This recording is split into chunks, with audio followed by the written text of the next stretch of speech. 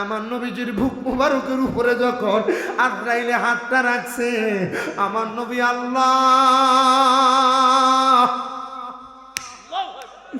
বইলা একটা চিৎকার মারছে।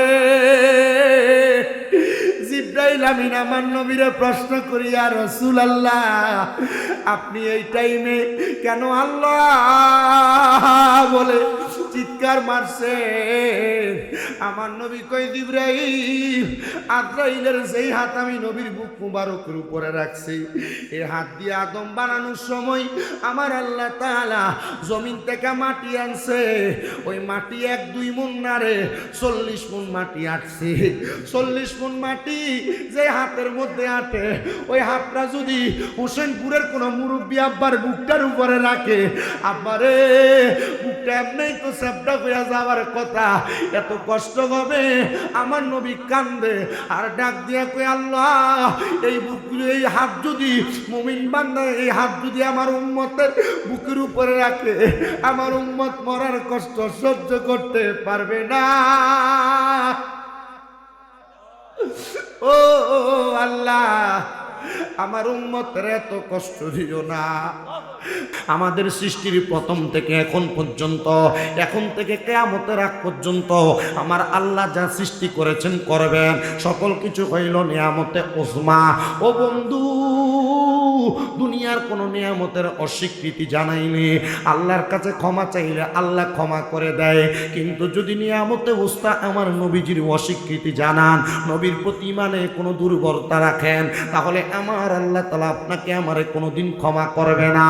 সাহাবায়ে কেরাম বলে, নবী গো, আপনি নবী বলেন না আল্লাহর নিয়ামতের শুকরিয়া কেমনে আদায় করে? হযরতে সাদ সালামা রাদিয়াল্লাহু তাআলা আনহু হাদিস বর্ণনা করে, আমি আমার নবীজির জবান মুবারকে বলতে শুনলাম, নবী আমার বলেন, উম্মত, ও উম্মতের দল, আমার আল্লাহর নিয়ামতের প্রশংসা করা যায় 3টা মাধ্যমে। ইয়া রাসূলুল্লাহ, কোন 3টা মাধ্যমে নিয়ামতের প্রশংসা করা যায়? বলে, 1 নাম্বার, যখন বান্দা তার জবান দ্বারা আল্লাহ তাআলার গুণবাচক নামগুলা দ্বারা শুকরিয়া আদায় করে, আমার আল্লাহ তাআলা বান্দার প্রতি খুশি হয়ে যায়। 2 নাম্বার, বান্দা যখন নামাজ আদায় কইরা সেজদা দিয়া আল্লাহ তাআলার শুকরিয়া আদায় করে, আমার আল্লাহ তাআলার নিয়ামতের প্রশংসা আদায় করা হয়ে যায়। আর 3 নাম্বার, দুনিয়ার কোন বান্দা যখন আল্লাহ তাআলার কালামে হাকিম কোরআন শরীফের তেলাওয়াত করে, প্রত্যেকটা হরফ, প্রত্যেকটা বাক্য, প্রত্যেকটা আয়াত তেলাওয়াতের মাধ্যমে আমার আল্লাহর নিয়ামতের শুকরিয়া আদায় করা হয়ে যায়। তিরমিজি শরীফের হাদিস দরজ যখন আমাদেরকে কুমিল্লা আলিয়া মাদ্রাসায় আমাদের উস্তাদ আল্লামা আব্দুর রাজ্জাক হুজুর কেবলা দিয়েছেন, হুজুর আমাদেরকে দরজ দেওয়ার প্রারম্ভিক একটা হাদিস শরীফ শোনাইছেন হযরতে আবু সাঈদ খুদরী রাদিয়াল্লাহু তাআলা আনহু থেকে বর্ণিত। তিনি বলেন, দুনিয়ার জমিনের মধ্যে আল্লাহর কোন বান্দা যখন আল্লাহর নিয়ামতের শুকরিয়া আদায় করে, যদি কোনো মানুষ বেতন পাওয়ার পরে, যদি কোনো মানুষ গাছে একটা ফল আসার পরে, যদি কোনো মানুষ কোনো চাকরি পাওয়ার পরে, যদি কোনো মানুষের সন্তান আসার পরে, যদি কোনো মানুষ তার কামাই রুজিতে বরকত পাওয়ার পরে, আল্লাহ তাআলার একবার বলে আলহামদুলিল্লাহ, আমার দয়াল নবী রাহমাতুল লিল আলামিন নবী বলেন, উম্মত ওই শুকরিয়া আদায় করার কারণে আমার আল্লাহ তাআলা বান্দার নিয়ামতটা বাড়ায়া দেয়। ইয়া রাসূলুল্লাহ, নবী গো, ও মায়ার নবীজি, তাহলে আমরা তো দুনিয়ার টাকা পয়সা ধন সম্পদ দ্বারা আল্লাহর নিয়ামতের শুকরিয়া আদায় করতে পারবো না, আপনি বলেন না কেমনে করব? বলে, বান্দা যখন তার জবান দ্বারা আল্লাহর কোরআনুল কারীম তেলাওয়াত করবে, আল্লাহ তাআলার অসংখ্য নিয়ামতের শুকরিয়া আদায় হয়ে যাবে। আল্লাহর নবীর সাহাবায়ে কেরাম ডাক দিয়ে বলে, ইয়া রাসূলুল্লাহ, ও মায়ার নবী, দয়ার নবী, রাহমাতুল লিল আলামিন নবী গো, আপনি নবী জানাইয়া দেন না আমার আল্লাহ তাআলা কেমনে নিয়ামতের প্রশংসার কারণে বান্দার নিয়ামত দান করে। এ পর্দার অন্তরালের আমার আম্মু, এই আমার ভাই বাবারা, হে যুবক ভাইরা, মুরব্বী বাবারা, এখানে আপনারা অনেকে বসেছেন যারা কোরআন পড়তে পারেন না। পর্দার অন্তরালের মা, আপনার ঘরে বরকত হয় না, আপনার স্বামীর কামাই রুজিতে বরকত হয় না, আপনার ঘরের মধ্য থেকে রোগ বালা মুসিবত ছাড়ে না, আপনারা যারা কামাই রুজি করেন কামাই রুজিতে বরকত পান না। আরে বরকত পাইবা কেমনে গো? আগের যুগে তো মানুষ কোরআন তেলাওয়াত করত, মানুষের ঘরের সামনে দিয়া সকালবেলা হাঁটলে কোরআন তেলাওয়াতের গুনগুন গুনগুন শব্দ শোনা যাইতো। এখন মা বোনদের নাকের আওয়াজ শোনা যায়, সারা রাত্র পর্যন্ত টিভি সিরিয়াল দেখা, মোবাইলে টিকটক শর্ট ভিডিও দেখা এরা ঘুমাইলে সকালে নাস্তা বানাইতে পারে না, ফজরের নামাজ পড়তে পারে না, আল্লাহর কোরআনুল কারীম তেলাওয়াত করতে পারে না।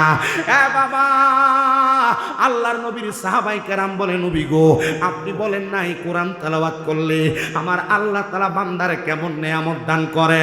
নবী আমার বলে একটা দুইটা নেয়ামত দান করে না, আমার আল্লাহ তাআলা একটা বান্দারে সর্বনিম্ন 10টা নেয়ামত দান করে। ইয়া রাসূলুল্লাহ, নবী গো ও মায়ার নবীজি কোন 10টা নিয়ামত দান করে? আমার নবী কই উম্মত, 1 নাম্বার যেই নিয়ামত দান করে ওই নিয়ামতটা হইল আমার আল্লাহ তাআলা বান্দার হায়াতটা বাড়ায়া দেয়। 2 নাম্বার একটা নিয়ামত দান করে, ওই নিয়ামত হলো আমার আল্লাহ তাআলা ওই বান্দার রিজিকটা বাড়ায়া দেয়। 3 নাম্বার একটা নিয়ামত দান করে, ওই বান্দাটারে আমার আল্লাহ বিপদ থেকে উদ্ধার করে। 4 নাম্বার আরেকটা নিয়ামত দান করে, ওই বান্দা যদি কঠিন কোনো মুসিবতের মধ্যে থাকে আমার আল্লাহ তাআলা ওই বান্দাটারে মুসিবত থেকে উদ্ধার কইরা দেয়। 5 নাম্বার যেই নিয়ামতটা দান করে রে বাবা, ওই নিয়ামতটা কোনো সাধারণ নিয়ামত না, ওই নিয়ামতটা হইল আমার আল্লাহ তাআলা বান্দাটারে ঈমানের সাথে মরণ দান করে। হোসেনপুর এলাকার কত মানুষ হোসেনপুরের গুরুস্থানে শুয়ে রইছে, মারা যাওয়ার সময় বিছানাতে প্রস্রাব করে দিছে, পায়খানা করে দিছে, নাকে মুখে দিয়া রক্ত ছেড়ে দিছে। কত মানুষ মারা গেছে, জিহ্বায় কামড় দিছে, চোখ উল্টে গেছে, ঘাড়গুলা শক্ত হয়ে গেছে, নাড়াচাড়া করতে পারা যায় নাই। সাহাবী হযরত আনাস ইবনে মালিক আমার নবীরে প্রশ্ন করি, ইয়া রাসূলুল্লাহ এমন ভাবে যারা মারা যায় তাদের মরণটা কি ভালো মরণ নাকি? আমার নবী কান্দে আর ডাক দিয়া কয়, সাহাবায়ে কেরাম না, এটা ভালো মরণ না। নবী গো কেন কেন কেন গো? আমার নবী কয়, বান্দা বেঈমান হইয়া মারা যায়, বান্দা বেআমল হইয়া মারা যায়, মারা যাওয়ার সময় বিছানাতে প্রস্রাব পায়খানা কইরা দেয়। এ বাবা, আমরা এমন কঠিন মরণ চাই না, আমরা চাই ইমানদার হইয়া মরতে। আল্লাহর নবীরে সাহাবায়ে কেরাম কই, নবী গো ইমানদার হইয়া মরলে বান্দার লাভটা কি? আমার নবী কই, উম্মত ইমানদার বান্দার রূহটা নেওয়ার জন্য আজরাইল যখন আসবে, ইমানদার বান্দা প্রস্রাব পায়খানা করবে না, ইমানদার বান্দার কাছে আজরাইলে 4 বার আসবে, কিন্তু ইমানদারের রূহটা নিতে পারবে না। ও বন্ধু, 4 বার যে রূহটা নেওয়ার জন্য আসবো, একবার কি চিন্তা করছেন আজরাইল বান্দার সামনে আসার পরে আজরাইলকে বাধা দেওয়ার জন্য কোনো ফুদ দুনিয়াতে জন্ম হয় নাই, কোনো সন্তান দুনিয়াতে জন্ম হয় নাই, কিন্তু ইমানদার বান্দার কাছে আজরাইলে 4 বার আসবে রূহ নেওয়ার জন্য। আজরাইলে বাধা দিয়া দিয়া ফেরেশতারা সরাইয়া দিবে। এবার আপনারা বলেন, যেই মরণে প্রস্রাব পায়খানা করে, নাকে মুখে দিয়া রক্ত বাইর হয়, জিহ্বায় কামড় দেয়, চোখ উল্টে দেয়, এমন মরণ চান না? ঈমানের সাথে মরণ চান? কারা কারা চাই? 2টা হাত উঠে আল্লাহরে দেখায়।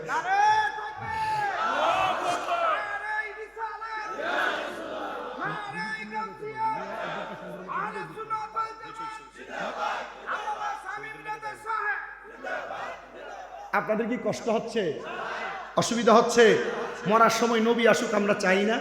আশিক বলে, তুমি জীবন তুমি মরণ, আধার ঘরে তুমি আপন, তুমি জীবন তুমি মরণ, আধার ঘরে তুমি আপন, তুমি মোদের পাড়ের তরি, তুমি মোদের পাড়ের তরি, তুমি নিদানে বাঁচানেওয়ালা, ইয়া রাসূলুল্লাহ ইয়া হাবিবাল্লাহ, ইয়া রাসূলুল্লাহ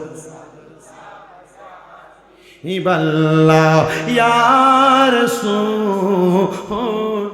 কষ্ট হয় আপনাদের? কষ্ট হয় আপনাদের? তো মোহাব্বতে ইয়া রাসূলুল্লাহ বলতো যদি কষ্ট না হয় দুইটা হাত আল্লাহর দরবারে সোজা করেন, আর দুইটা হাতকে নাড়া দেন, আর পড়েন ইয়া রাসূলুল্লাহ ইয়া হাবিবাল্লাহ ইয়া রাসূলুল্লাহ ইয়া হাবিবাল্লাহ ইয়া রাসূলুল্লাহ তুমি মোদের আশার আলো, তাই তো তোমায় বাসি ভালো, তুমি মোদের আশার আলো, তাই তো তোমায় বাসি ভালো, হৃদয় নামের ফুলদানিতে, হৃদয় নামের ফুলদানিতে গেথে রেখেছি প্রেমেরই মালা, ইয়া রাসূলুল্লাহ ইয়া হাবিবাল্লাহ ইয়া রাসূল ইয়া রাসূলুল্লাহ। একটা জবানও বন্ধ রাখবেন না। আপনারা বলেন আমরা মরণের সময় ঈমান নিয়ে সবাই মরতে চাই কি চাই না? সাহাবায়ে কেরাম ডাক দিয়া বলেন নবী, ও মায়ের নবী গো, তাহলে আপনি বলেন না ওই দুনিয়ার জমিনের মধ্যে ঈমান নিয়ে মরার জন্য কি করা লাগবে? বলে কোরআনের সাথে সম্পর্ক লাগানো লাগবে। অনেক মুরব্বীরা চিন্তা করে হুজুর ব্যবসা বাণিজ্য করতে যায়া, সন্তান পড়ালেখা করাইতে যায়া, সংসারিক টাকা পয়সা ইনকাম করতে যায়া আমি তো কোরআন শিখতে পারি নাই, আমি কেমনে ওই কোরআনের সাথে সম্পর্ক লাগাইব? আমি মাঝে মাঝে রমজান মাসে আমি যে মসজিদে জুমা পড়াই, আমি রমজান মাসে জোহর আসরের নামাজের পরে দেখি আমার অনেক মুসল্লি বুড়া বুড়া মানুষ, এরা কোরআন শরীফটা বুকের মধ্যে লাগা লাগে কান্দে। আমি গত রমজান মাসে আমার একজন মুরব্বী মুসল্লিকে আমি জিজ্ঞাসা করলাম, ভাইজান আপনি কেন কোরআন শরীফ বুকে লাগে কান্দেন? উনি কই হুজুর আমি এমনি কান্দি না, আমি যদি কোরআন পড়তে পারতাম আমার কাছে ভালো লাগতো। আল্লাহ তাআলা নাকি রমজান মাসে একটা নেক আমলের সওয়াবের পরিমাণ 70 থেকে 700 গুণ পর্যন্ত দিয়া দেয়। আমি যদি এক খতম কোরআন তেলাওয়াত করতে পারতাম আল্লাহ তাআলা আমার এই সওয়াবটা দান করত। হুজুর আমি এই জন্য কান্দি। আমি বলছি ও আব্বা জান কোরআন শরীফটা খুইলা তাকায়া তাকায়া থাকবেন সওয়াব হবে। হুজুর গো আমি যদি তাকাইতে পারতাম তাহলে আমার কাছে ভালো লাগতো, বৃদ্ধ হওয়ার কারণে চোখে ভালো করে দেখি না, আমি কেমনে কোরআনের দিকে তাকামো? আল্লাহর নবীর প্রখ্যাত হাদিস বিচারক হযরত আম্মা জান আয়েশা সিদ্দিকা, হাদিস বিচারকদের মধ্যে দ্বিতীয়তম মা আয়েশা সিদ্দিকা বলে গো আমার নবীজির দরবারে আমার নবীজির অন্ধ সাহাবী হযরত উম্মে মাকতুম আগমন করলেন। আগমন করার পরে নবীজির কাছে ডাক দিয়া বলি, ইয়া রাসূলুল্লাহ নবী গো আমার দুইটা চোখ অন্ধ, আমি এই চোখ দিয়া আল্লাহ তাআলার কালামুল্লাহর অক্ষরগুলা দেখি না, আমার কি আমার আল্লাহ তাআলা কোরআনের প্রত্যেকটা হরফ তেলাওয়াতের ফজিলত দিবে না? আমার নবী কয় উম্মে মাকতুম গো তুমি ওই কোরআনুল কারীমের হরফগুলার দিকে তাকায়া তাকায়া যদি তুমি না তাকাইতে পারো তাহলে তুমি এই কোরআনের মুহাব্বত অন্তরে নিবা, প্রত্যেকটা হরফের মুহাব্বত অন্তরে নিবা, দেখবা আমার আল্লাহ তাআলা তোমাদেরকে মুহাব্বতের কারণে জান্নাতের মধ্যে সুন্দর একটা জায়গা দান করে দিবে। ঠিক তো হযরত আনাস ইবনে মালিকের হাদিস পড়ে দেখলাম আমার নবী কয় উম্মত যারা কোরআন পড়ে, যারা কোরআন দেখে, যারা কোরআনের সাথে মুহাব্বত লাগায় আমার আল্লাহ তাআলা তাদের চেহারাটার মধ্যে এমন একটা নূরের তাজাল্লি লাগিয়ে দিবে, হাসরের ময়দানে তাকাসসুর নামক একটা জায়গাতে দাঁড়ায়া ওই কোরআন তেলাওয়াতকারীগুলা ঘোরাফেরা করবে আর অন্যান্য উম্মতেরা জিজ্ঞাসা করবে ফেরেশতা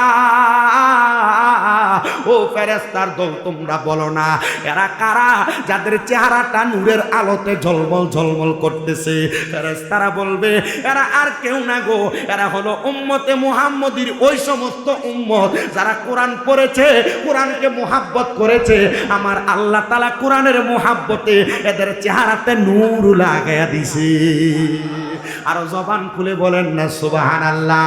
এই জন্য জবান বন্ধ না রাইখা মুহাব্বতের আওয়াজে উচ্চ কণ্ঠে কোরআনুল কারীমের তেলাওয়াত করেন আর পড়ে না আউযু বিল্লাহি মিনাশ শাইতানির মুহাব্বত ببركة بسم الله الرحمن الرحيم ولا تكونوا كالذين نسوا الله فأنساهم أنفسهم أولئك هم الفاسقون لا يستوي أصحاب النار وأصحاب الجنة أصحاب الجنة هم الفائزون وقال في حديث الشريف عن أنس بن مالك رضي الله تعالى عنه قال سمعت رسول الله صلى الله عليه وسلم يقول إن من أشرط الساعات أن يرفع العلم ويكسر الزعل ويكسر الزنا ويكسر الشرب الخمر ويقل الرجال ويكسر النساء حتى يكون ل50 امرأة القيم الواخر متفق عليه أو كما قال عليه الصلاة والسلام وقال في حديث الشريف عن أنس بن مالك رضي الله تعالى عنه قال سمعت رسول الله صلى الله عليه وسلم ألا أخبرك عن ملوك الجنة قلت بلى يا رسول الله قال رجل ضعيف مستضعف ذو تمرين لا يؤبه له لو أقسم على الله لا أبر رواه ابن ماجه أو كما قال عليه الصلاة والسلام وقال في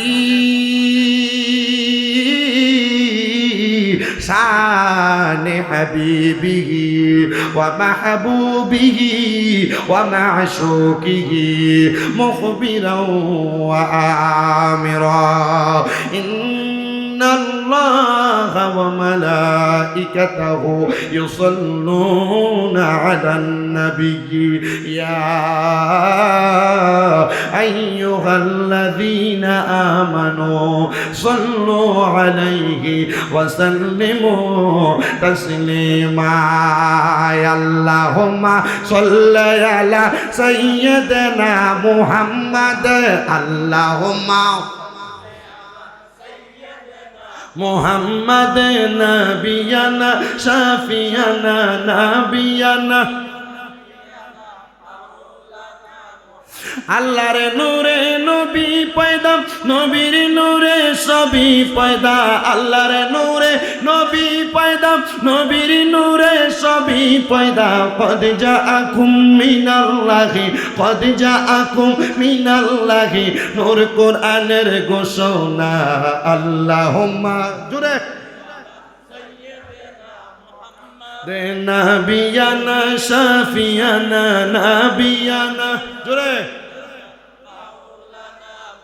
আরে গায়েবের খবর দেনেওয়ালা তিনি মুদের কামলিওয়ালা গায়েবের খবর দেনে তিনি মুদের কামলিওয়ালা সূরা জিনের শেষ দুই আয়াত আল্লাহ করেন ঘোষণা আল্লাহুম্মা সাল্লি আলা সাইয়্যিদিনা মুহাম্মাদ নাবিয়ানা শাফিয়ানা নাবিয়ানা হাজার নাদের তাকেন নবী আল্লাহর কোরআনেতে পাবি হাজার নাজার থাকেন নবী আল্লাহর কোরআনেতে পাবি আন্নাবিয়ু আওলা বিল মুমিনিনা কোরআন পাকের ঘোষণা আল্লাহুম্মা সাল্লি আলা মুহাম্মাদ নাবিয়ানা শাফিয়ানা নাবিয়ানা জিকির করেন লা ইলাহা লা ইলাহা হাসবি রব্বি জাল্লাল্লাহ পড়েন মাফি কলবি গায়রুল্লাহ নূর মুহাম্মদ জিকির নূর মুহাম্মদ লা ইলাহা ইল্লাল্লাহ লা ইলাহা লা বলেন অনেক দূরে মদিনা আমরা কেমনে যাব জানি না দয়াল আল্লাহ দয়া করেন দয়া রেন নসিব করেন মদিনা লা ইলাহা লাল্লাহ লা ইলাহা হায়রে নামাজ রোজা চাই রহনা কেহ মা বাবার খেদমত চাই রহনা আমার নবীর দরুদ বইল না বলেন নবীর আমার নবীও তোমায় ভুলবে না লা ইলাহা লা ইলাহা ইল্লাল্লাহ মুহাম্মাদুর রাসূলুল্লাহ সাল্লাল্লাহু আলাইহি ওয়াসাল্লাম। আসেন আমার ভাইরা বাবারা বন্ধুরা, দুনিয়ার জীবনের গুনার কথা স্মরণ করে চক্ষুটা বন্ধ করে কলবের মধ্যে ধাক্কা দিয়া আমার আল্লাহ তাআলার কাছে জাতের জিকির করবেন, এমন ভাবে জিকির করবেন যেন আপনার জীবনের সব গুনাহ একটা ধাক্কার সাথে কলব থেকে জোরে জোরে পড়ে যায়। আমি জানি এলাকায় তরিকতপন্থী অনেক মানুষ আছেন, পাকিস্তানের সায়েন্সে সিলকুটের বায়াত আছেন, পেশোয়ারি দরবারের বায়াত আছেন, হযরত খাজা গরিবে নওয়াজের প্রেমিক আছেন, অনেক দরবারের মাসে জামদা শাহপুর দরবারের মুরিদ আছেন, সারসিনা দরবারের অনেক মুরিদানরা এখানে আছেন। আপনারা মোহাব্বত নিয়া তরিকতের কথা স্মরণ কইরা নিজের কলবটাকে নিজের পীর মুর্শিদের দিকে মোতাজ্জু কইরা মুর্শিদের কলবটা যার যার তরিকতের ইমামের সাথে মোতাজ্জু হয়ে যাবে, তরিকতের ইমামের কলবটা আমার মদিনার নবীর সাথে কানেক্টেড হয়ে যাবে। আর ধাক্কার সাথে আল্লাহ তাআলা আপনার আমার জীবনের গুনাহ মাফ করবে। মোহাব্বতের আওয়াজে জবানটা কইলা উচ্চ কণ্ঠে আল্লাহর জিকির করেন আল্লাহ আল্লাহ আল্লাহ আল্লাহ আল্লাহ আল্লাহ আল্লাহ আল্লাহ আল্লাহ আল্লাহ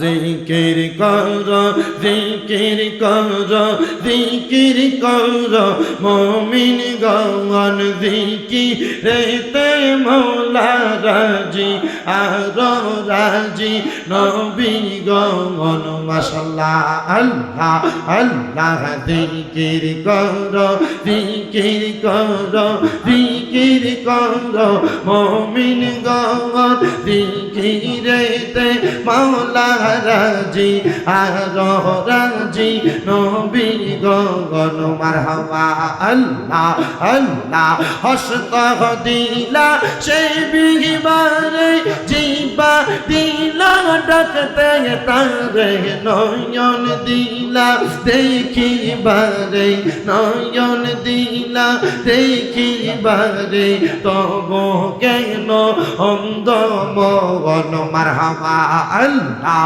আল্লাহ জবানটা কইলা আল্লাহ আল্লাহ আল্লাহ নূর নবীজির উম্মত যারা মাওলার জিকির করে তারা মানুষ হইয়া তোমরা কেন মাওলার জিকির করো না মাশাআল্লাহ আল্লাহ আল্লাহ আল্লাহ আল্লাহ আল্লাহ একদিন নিয়া যাইবা ইমানদার বানাইয়া নিও নবীজির প্রেম ইমানের মূল সবাই বোঝার তৌফিক দিও মাশাআল্লাহ আল্লাহ আল্লাহ পাবরে পরীক্ষা হবে নবীজিকে দেখাইবে যে নবীকে না চিনিবে যে নবীকে না চিনিবে জান্নাত পাবার আশা নাই ও মাশাআল্লাহ আল্লাহ আল্লাহ আল্লাহ একদিন নিয়া যাইবা ইমানদার বানাইয়া নিও নবীজির প্রেম ইমানের মূল সবাই বোঝার তৌফিক দিও মারহাবা আল্লাহ আল্লাহ আল্লাহ ও দয়াল মুর্শিদ জান তোমায় না দেখিলে বাঁচে না রে পরাণ ও দয়াল মুর্শিদ জান তোমায় না দেখিলে বাঁচে না রে পরাণ মারহাবা আল্লাহ আল্লাহ রূপ দেখাইয়া পাগল কইরা কাইরা তোমায় না দেখিলে বাঁচে না রে পরাণ মাশাআল্লাহ আল্লাহ আল্লাহ ও দয়াল মুর্শিদ চান তোমায় না দেখিলে বাঁচে না রে পরাণ মারহাবা আল্লাহ আল্লাহ তামাম ডানে বৈশা দয়াল বাজাগা আও নামের বাগাসি মারহাবা আল্লাহ আল্লাহ শিশু কালে প্রেম শিখাইয়া যৌবন কালে দাগা মুর্শিদ আমার মুর্শিদ দয়া তোমার দেখিবা আর মনে লয় মাশাআল্লাহ আল্লাহ আল্লাহ কদম ডালে পয়সা দয়াল বাজাগা আও নামের বাঙা শির মাশাআল্লাহ আল্লাহ আল্লাহ সুর সোহনিয়া পাগল হইয়া চুইটা সুইটা আসি বাজা নো আমার মুর্শিদ দয়া তোমার দেখিবা আর মনে লয় মারহাবা আল্লাহ আল্লাহ লা ইলাহা ইল্লাল্লাহু মুহাম্মাদুর রাসূলুল্লাহ সাল্লাল্লাহু আলাইহি ওয়াসাল্লাম। একটা জবানও বন্ধ রাখবেন না। আপনারা বলেন, আমরা সবাই জিকির করলাম একজনের, তিনি কে? মোহাব্বতের আওয়াজে বলেন না বাবা, তিনি কে? আমাদেরকে দুনিয়াতে বাঁচায় রাখেন একজন, তিনিও কে? আবার মরণ দেন একজন, বলেন না তিনি কে? ইমানের সাথে মরণ দেয় যে আল্লাহ, বেঈমান বানিয়ে মারেও সেই আল্লাহ। তবে মনে কি প্রশ্ন জাগে না হুজুর, ইমানদার বানিয়ে মারলে জান্নাত দেয়, বেঈমান বানিয়ে মারলে আল্লাহ জাহান্নাম দেয়। আমারে মাহফিল কমিটি বলছে, হুজুর গো, যেহেতু কবরবাসীর স্মরণের মাহফিল, মানুষ তো এখন মরণরে ডরায় না। মরণরে যদি ডরাইতো হারাম খাইতো না, মরণরে যদি ডরাইতো পরের হক খাইতো না, মরণরে যদি ডরাইতো সুদ খাইতো না। আপনারা বলেন বাবারা, এমন অনেক লোক এলাকায় আছে যারা মরণরে না ডরাইয়া সুদের টাকা খায়, কথা কন না?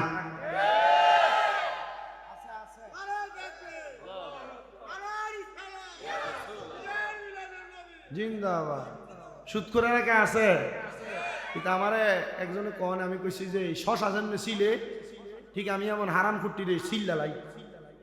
সুদ করে এলাকায় আছে শুধু নাই না নাই না আছে না এই কথা কইলেই চলতো না।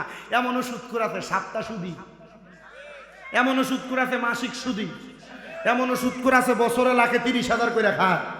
আপনারা কন্যা সুদ করে আছে না নাই? এ বাবা, তারা কি মরতো না? আসতে কয় মরতো না, তার আর কি মরণ নাই? কেমন মরণ? কথা কয় না, ভালো না খারাপ?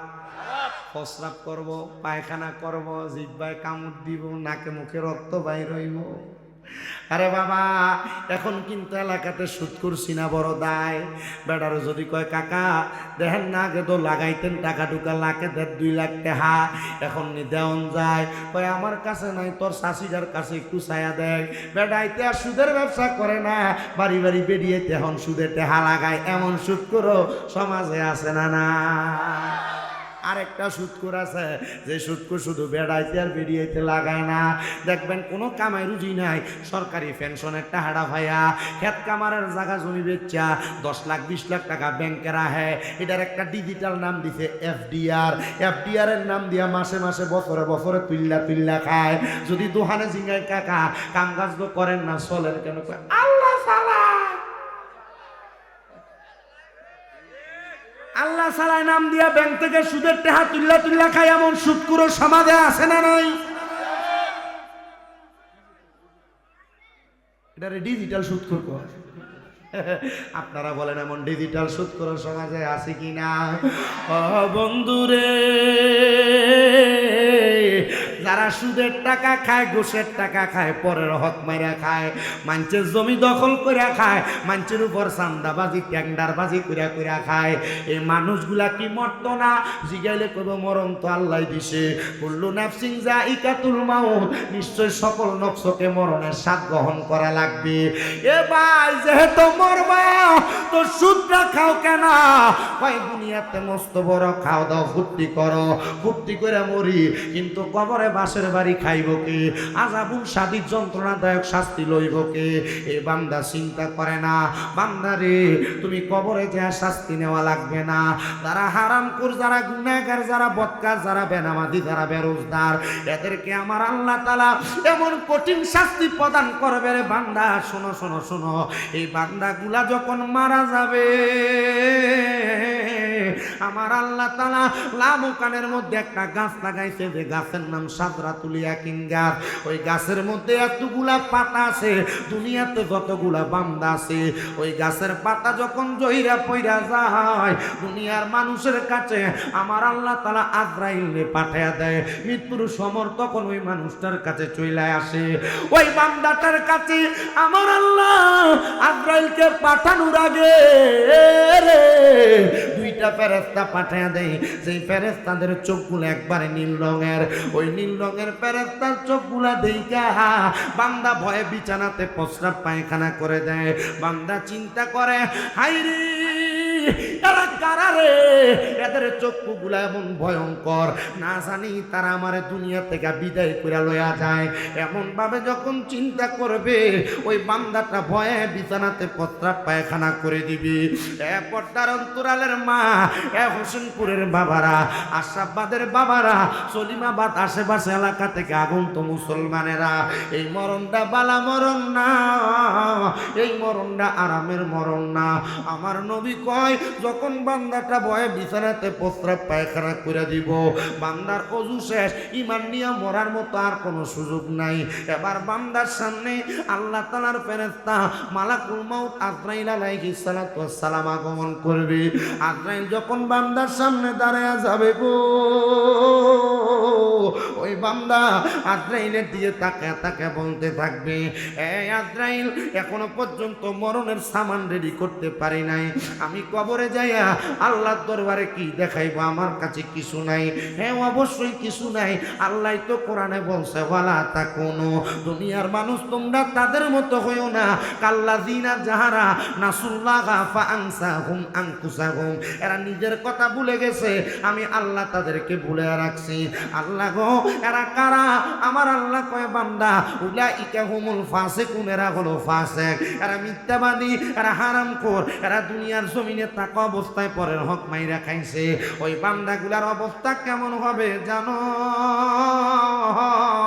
ওই বান্দাগুলার অবস্থা এমন কঠিন হবে গো। আল্লাহ কেমন কঠিন হবে বলেন না? বলে বান্দাটার সামনে আজরাইল আসার পরে বান্দা যখন আজরাইলকে বলবে, আজরাইল এখনো মরণের প্রস্তুতি গ্রহণ করি নাই, আজরাইল বান্দারে একটা বার কথা বলার সুযোগ দিবে না।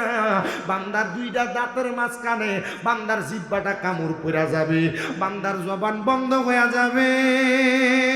হায়রে মরার কষ্ট, মরার এমন কষ্ট বান্দা সহ্য করতে পারবে না। এবার আজরাইলকে বান্দা তার চোখের ইশারা দিয়া বোঝানোর চেষ্টা করবো, রে আজরাইল আমার সাইরা দে, আমি এখনো পর্যন্ত মরার জন্য প্রস্তুত হই নাই। আজরাইল আলাইহিস সালাতু ওয়াস সালামের ভয়ঙ্কর চেহারাটা দেখা বান্দার চোখটা উল্টে যাবে, বান্দার চোখের কালো মণিটা ভিতরের দিকে ঢুকে যাবে, সাদা অংশটা দেখা যাবে। বান্দা আফসুস আফসুস কইরা বান্দা বিছানার মধ্যে চটপট করবে রে। এবার বান্দা কথা বলতে পারবে না, তাকাইতেও পারবে না। আজরাইলের গর্জন শুনবে, আজরাইলের ডান হাতের থাবাটা দিয়া বান্দার বুকটার ভিতরে চাপা দিব। আমার নবীজি আর রাহিকুল মাখতুম কিতাবের মধ্যে নবীজির ইন্তেকালের ঘটনা পড়তে দেয়া দেখলাম, আমার নবীজির বুক মুবারকের উপরে যখন আজরাইলে হাতটা রাখছে, আমার নবী আল্লাহ বইলা একটা চিৎকার মারছে, জিবরাইল আমিন আমার নবীরে প্রশ্ন করি, ইয়া রাসূলুল্লাহ আপনি এই টাইমে কেন আল্লাহ বলে চিৎকার মারছে? আমার নবী কই, জিবরাইল আজরাইলের যেই হাত আমি নবীর বুক মুবারকের উপরে রাখছি, এই হাত দিয়ে আদম বানানোর সময় আমার আল্লাহ তাআলা জমিন থেকে মাটি আনছে। ওই মাটি 1-2 মণ না রে, 40 মণ মাটি আটছে। 40 মণ মাটি যে হাতের মধ্যে আটে, ওই হাতটা যদি হোসেনপুরের কোন মুরব্বী আব্বার বুকটার উপরে রাখে, আব্বারে বুকটা এমনিই তো চ্যাপটা হয়ে যাওয়ার কথা, এত কষ্ট হবে। আমার নবী কান্দে আর ডাক দিয়া কই, আল্লাহ এই বুকগুলো, এই হাত যদি মুমিন বান্দা এই হাত যদি আমার উম্মতের বুকের উপরে রাখে, আমার উম্মত মরার কষ্ট সহ্য করতে পারবে না। ও আল্লাহ আমার উম্মতের এত কষ্ট দিও না। আইরে ও হোসেনপুরের মানুষ, আমার নবীর আল্লাহ জানিয়ে দিতে হাবিব, ও হাবিব আপনার উম্মত যদি ঈমানওয়ালা হয়, ঈমানের দনে ধনী হয়, আপনার উম্মতের এত কষ্ট দেওয়া হবে না। আমার নবী রাহমাতুল্লিল আলামিন নবী মুস্কি হাসি দিছে। বন্ধুরে আপনার আমার বুকের ভিতরে যখন আজরাইলে হাতটা রাখবো, আমার নবী বলে সর্বপ্রথম ওই বান্দাটার গাড়ের সারগুলা ঠাস ঠাস করে চিরা যাইব, হাতের রোগগুলা চিরা যাইব, পায়ের রোগগুলা চিরা যাইব। শুধু চিরা যাইতো না, ওই বান্দা রক্ত চলাচল করতে পারবে না। নাকি দিয়া মুখি দিয়া রক্তগুলা থরথর করে বাইর হইয়া যাইব। আমার মরণের কতদিন বাকি আমি জানিলাম না গো, আল্লাহ মরণের কতদিন বাকি। হোসেনপুর গুরুস্থানে কত মানুষ শুয়ে রয়েছে, একটা মানুষের খবর আপনারা জানেন না, লইতেও পারেন না। কবরে যে শুয়ে রয়েছে আর কবরের খবর কেউ জানেন না। আল্লাহ নবী কয় মরার কথা 20 বার দৈনিক স্মরণ করলে, ওই দিন যদি ওই বান্দা উম্মত মারা যায়, তাহলে তার মরণটা শহীদের মরণ হয়। একটু মোহাব্বতে আপনারা পড়েন না, আমার মরণের কত দিন বাকি আমি জানিলাম না গো, আল্লাহ মরণের কত দিন বাকি, আমার মরণের কত আমি জানিলাম না গো, আল্লাহ মরণের কত দিন বাকি।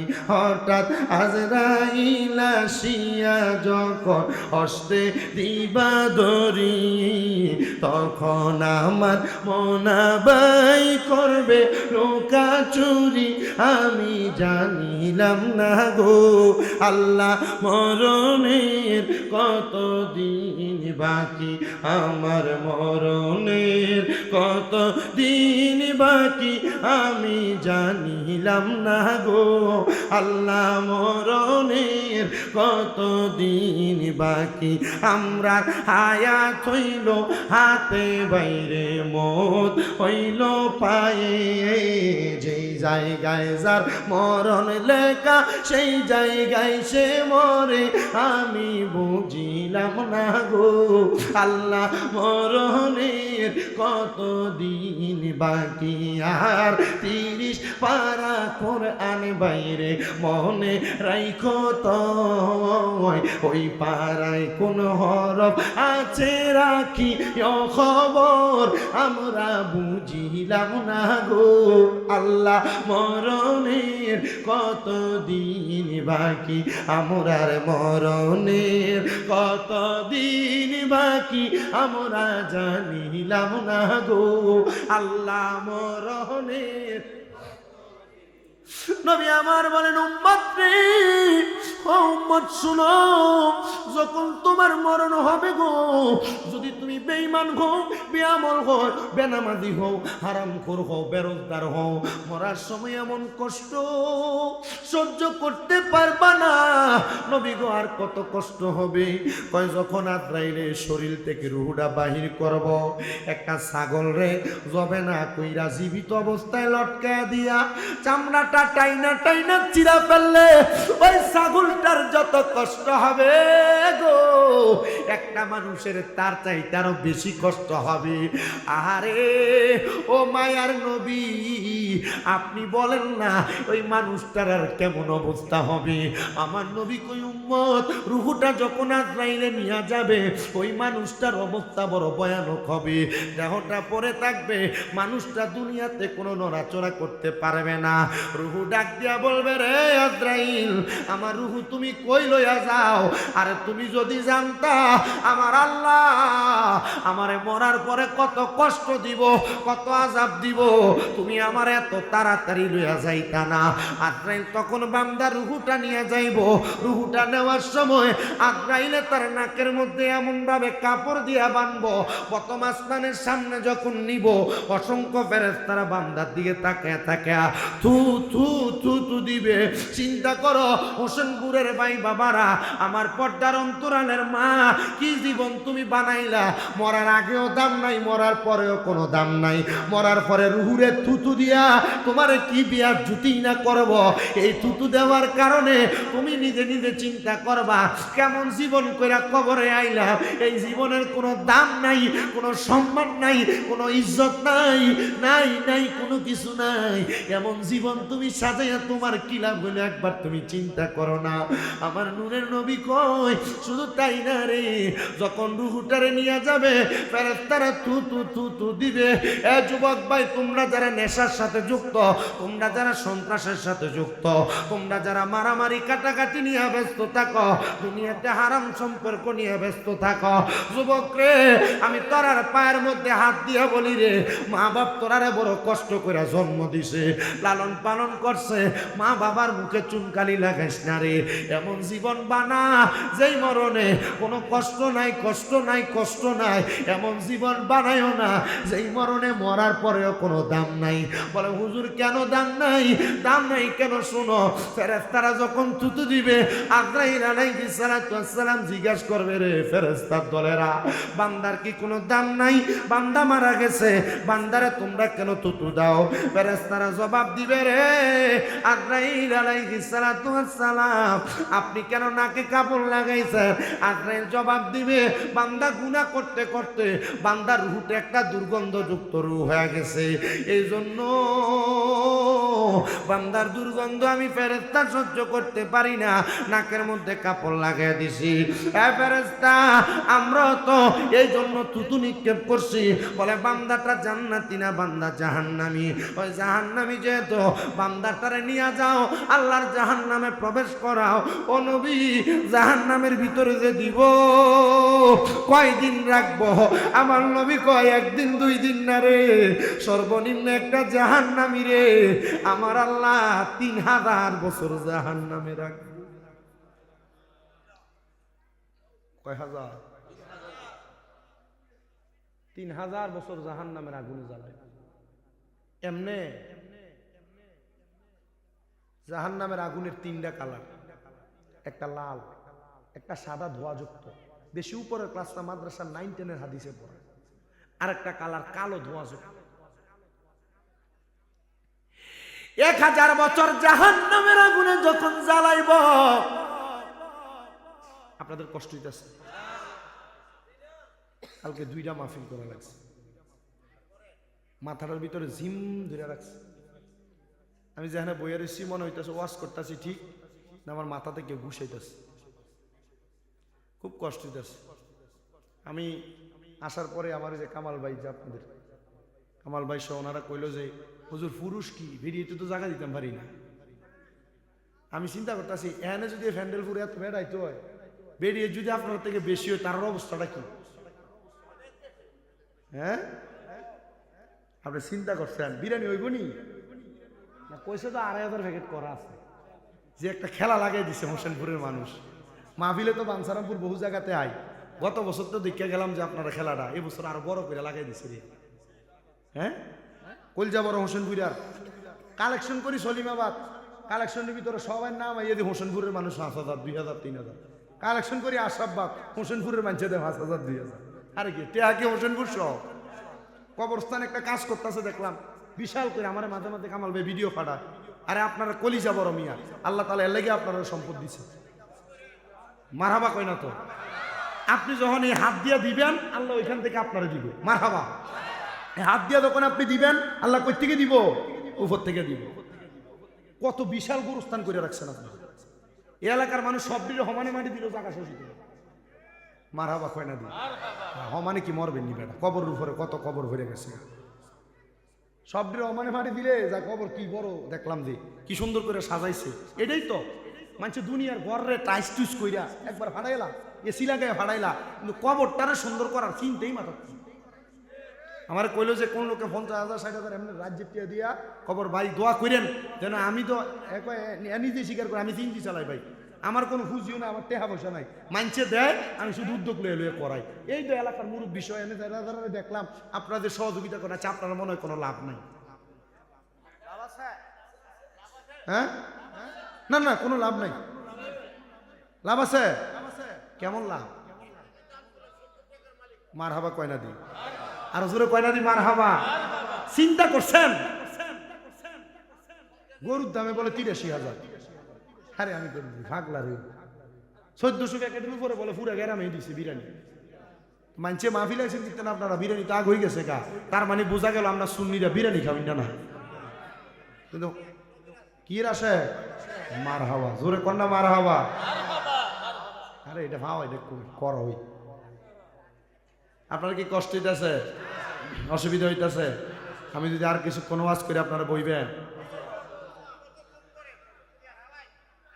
ও না 1 ঘন্টা হয়েছে না, আরো 10 মিনিট বাহি আছে, 1 ঘন্টা 1 ঘন্টা যাক না, কি কোন আপনারা বেজার হইবেন? আপনারা যারা এনে আছেন বর্ণের দরকার নেই, এনে থাকেন, বিরিয়ানি দেওয়ানোর সময় সিরিয়ালে ঢুকতে যায়, কি কোন আপনারা? কতবার যে একটা আলামত লাগছিল, সবাই একটু মহাব্বতে দুরূদ শরীফ পড়েন যে আল্লাহ না, জোর হয়েছে না কিন্তু, জোর হয়েছে না, জোর হয়েছে না কিন্তু, এন দিয়ে পড়ে না, পড়েন না ওয়ালা মাও দুরুদ পড়ো, দুরুদ পড়ো রে, সালাম জানাই সোনার মদিনা, দুরুদ পড়ো সালাম, और একটি দুরুদ পড়িলে 10টি গুনাহ যায় ঝরে, 10টি নেকি হয় আমল নামায়। আর একটি দুরুদ পড়িলে 10টি গুনাহ যায় ঝরে, 10টি নেকি হয় আমল নামায়। ওরে তাই তো সকল আশাকে গণ দুরুদ পড়ো সর্বক্ষণ, সালাম জানাও সোনার মদিনায়, দুরুদ পড়ো দুরুদ। কতদিন পরে গাইতেছি এই সালাম, ওরে ফরিয়া হযরত বিল্লাল, নবীর প্রেমেতে হইয়া মাতাল, শৈল কত মাইয়ার জাল। মারহাবা মারহাবা কন্যা, বহুত দিন পরে টান দিছি। এই গজল কিন্তু আমি আমার ওস্তাদ মাওলানা বিপ্লবী সাহেব হুজুর আমার ওস্তাদ, কিন্তু আমি হুজুরের ব্যাগ টানছি। মারহাবা কয় না বেটা, ব্যাগ টানলে গুনাহ হয় নাকি? ব্যাগ টানছি দেখে বক্ত হইছি, ব্যাগ টানছি দেখে আপনার প্রধান বক্তা বানাইছে, ব্যাগ টানছি দেখে এই এলাকার মানুষ আমরা দাওয়াত দেন। কথা কয় না, কথা কয় না। ওস্তাদের ব্যাগ টানলে কি শুরু হয়ে জায়গা, ওস্তাদের কাপড় দিয়ে দিলে কি শুরু হয়ে জায়গা, ওস্তাদের প্রস্তাব পায়খানার ফানিয়া গিয়ে দিলে কি শুরু হয়ে জায়গা। ওস্তাদরা যদি কোনো কাম করে মারলে তো আপনারা বিচার লয়ে যান মসজিদের ভিতরে।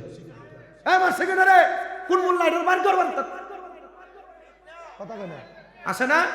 না না না না না, এগুলা শিখছি ওস্তাদের কাছ থেকে, মাইর খাইতে হইব, থাবস্বক না খাইতে হইব। এই বিপ্লবী হিসাবে একদিন রাত্রে শুধু রাতে 2টা না 2:30 বাজে মাহফিল থেকে যাইয়া একদিন ঘুমের থেকে ওটাইয়া নসিহত করছে, এক নসিহতে বক্তা এক নসিহতে বক্তা তো একটু মুহাব্বতে পড়েন না। পড়িয়া হযরতে বিল্লাল প্রেমেতে হইয়া মাতাল, শৈল কতয়ু মাইয়ার জালাতন, বিল্লালের পবিত্র মুখে নবীর দুরূদ পড়ে, হইল সে যে ইসলামের প্রথম মুয়াজ্জিন গো।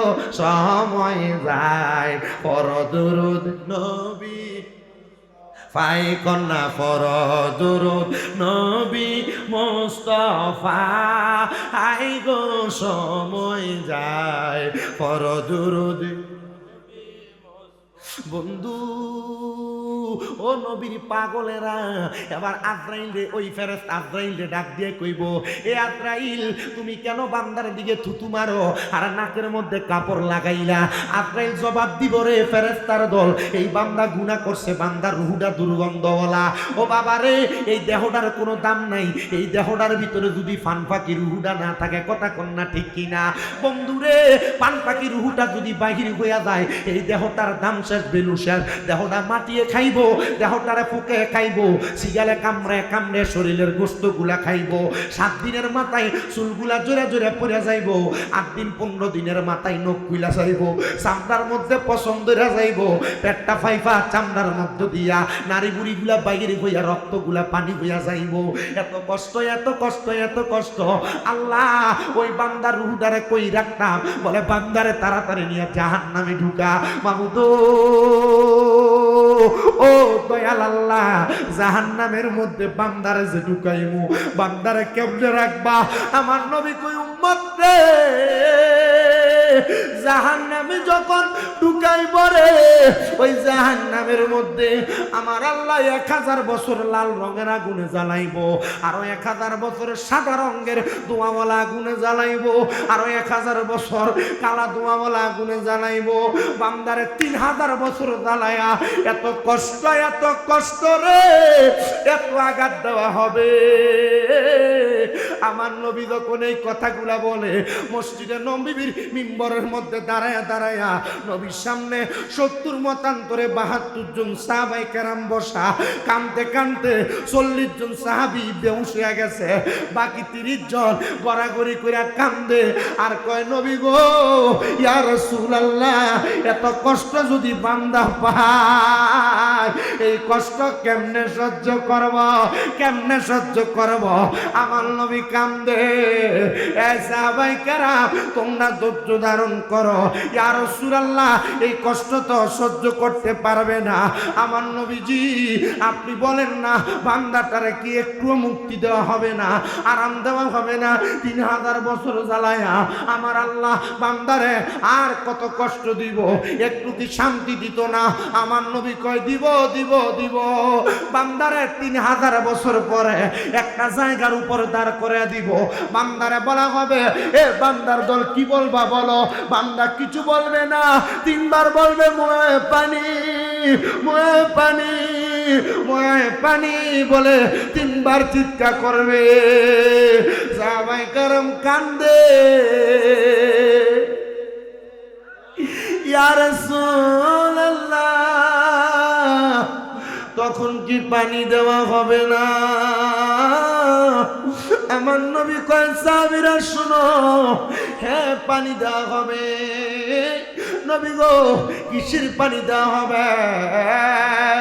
আমার নবী কয়, শুনো, একটা লোহার পাত্রে গরম কইরা আগুনের কয়লা যেমন লাল হয়ে যায়, ওই লোহার পাত্রটারে আগুনের গরম কয়লার মধ্যে গরম কইরা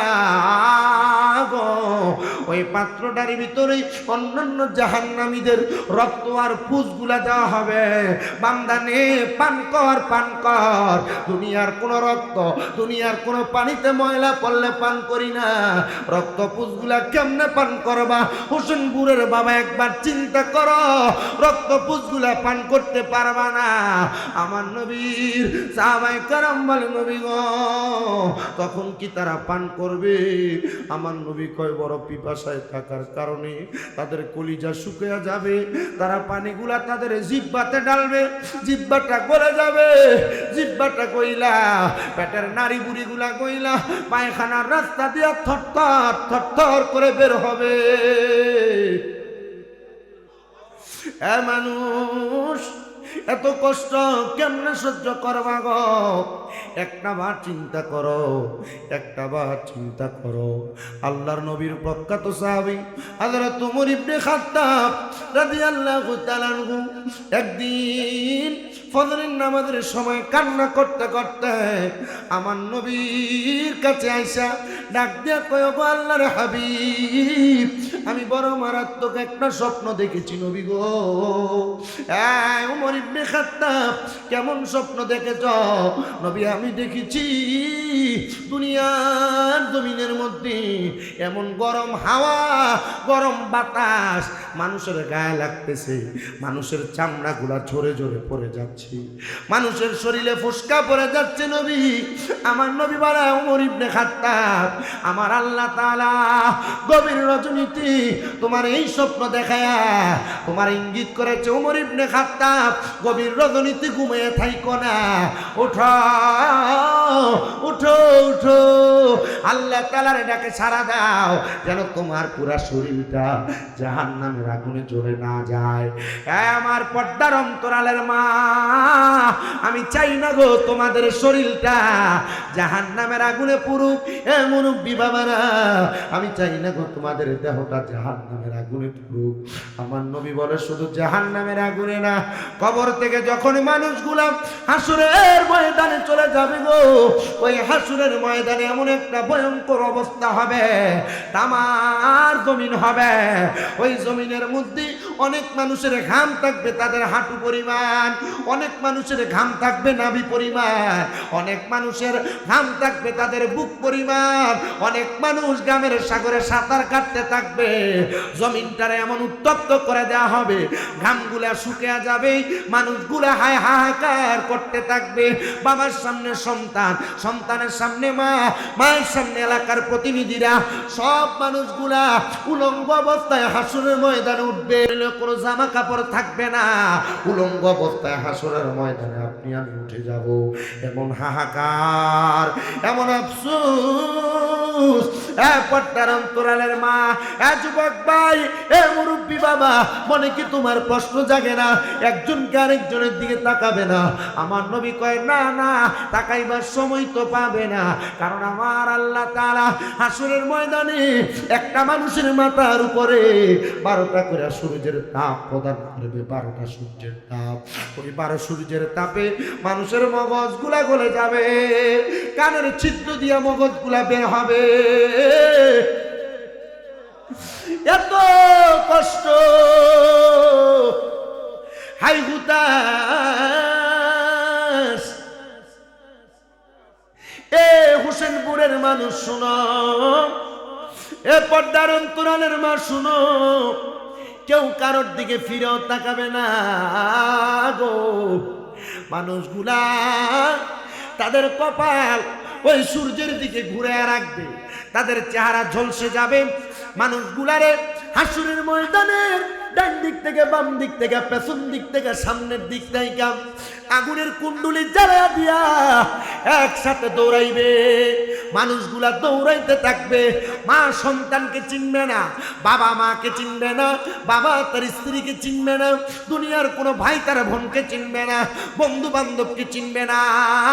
চিন্তা করে দেখো, দুনিয়ার বন্ধু বান্ধবের সাথে মধুর সম্পর্ক নিয়ে মারামারি ঝগড়া পাতা হয়, স্বামী স্ত্রী মারামারি ঝগড়া পাতা হয়, ভাই ভাই দ্বন্দ্ব ফাসাদ হয়, কেউ তোমার চিনবে না।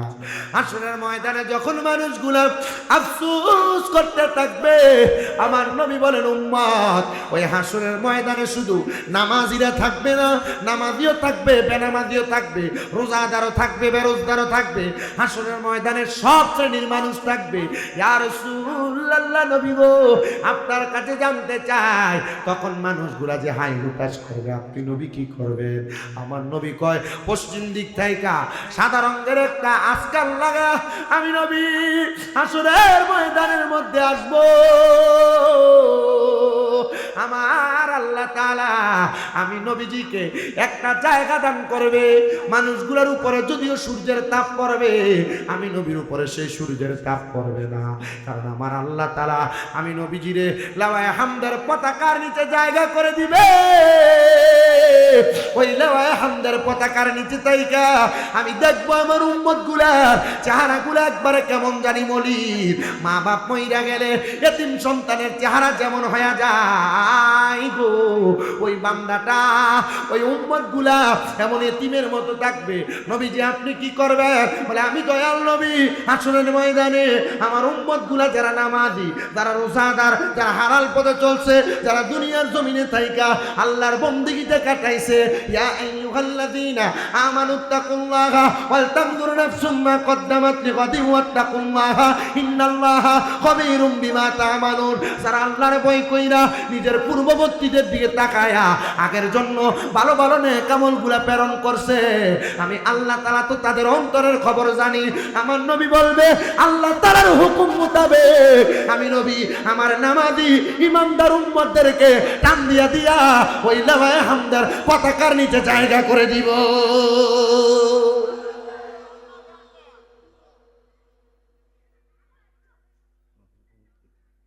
মারহাবা। দেখি মাহফিলের থেকে আলাদা হাদিয়া নাকি?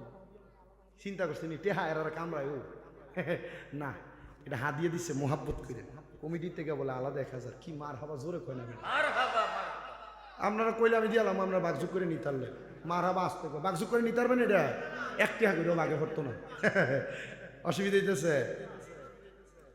আরো দি কিটা এই অনকালা দিয়েন না, নামতের বেলা দিয়েন। 1100 মিল করছে গাউসে পাকের মহব্বতে দি মারহাবা কয় না বেটা। দেখছি নি টেহার একটা খেলা লাগছে রে এলাকাটা। আলহামদুলিল্লাহ কম, আমার টেহা দিয়ে কোনো দাম নেই, আমার কাছে অনেক টাকা, টেহার অভাব নেই। সিনিমিনি করতেছে এইসব চাই। হ্যাঁ রে আমার ভাই দুদুক যাবো তো, আমার মা বাপরে সুখে রাখার মতো টেহা আছে আমার কাছে। কথা কয় না? বহুত ফুতাদের কাছে বাহে 100 টেহা খুঁজানো লাগে। হ্যাঁ বাহারে ওষুধ খরচের টেহা দেওয়ানোর সময় এর বেডির কাছে জিগা বেটে তুই বেড়া। কথা কয় না?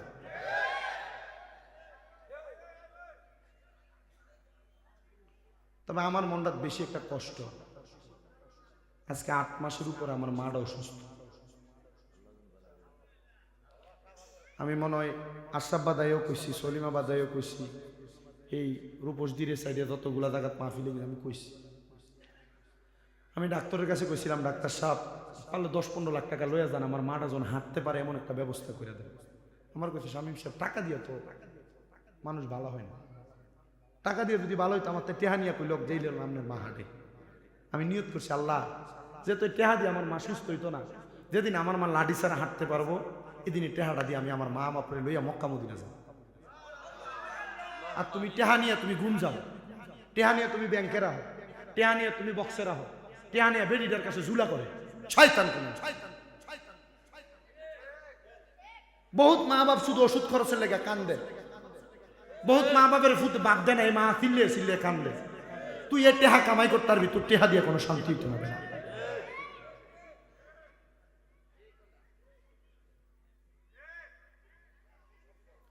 গতকালকে এক রাইতে তো মনে 95,000 টাকার মতো লিয়ে ঘরে গেছি এক রাইতে। ওই মিয়া লইয়া যাইয়া টেহা তো ঘরে রাখি নাই, আগে আমার উঠেছি ঘুমের থেকে উঠে ওই যে যাওয়ার সময় খিচুড়ি লেগেছে। নোয়াগাঁও আর কি আপনাদের নোয়াগাঁও, এর আগেরটা ওই যে তিতাস, এর আগেরটা বলরামপুর। কইরাতে বাড়িতে গেছি, যে আগে আম্মা উঠছে যাইতো, এর আবার ডিব্বাত ভরে খিচুড়ি দিয়ে দিছিল, ওটাই খাবাইছি।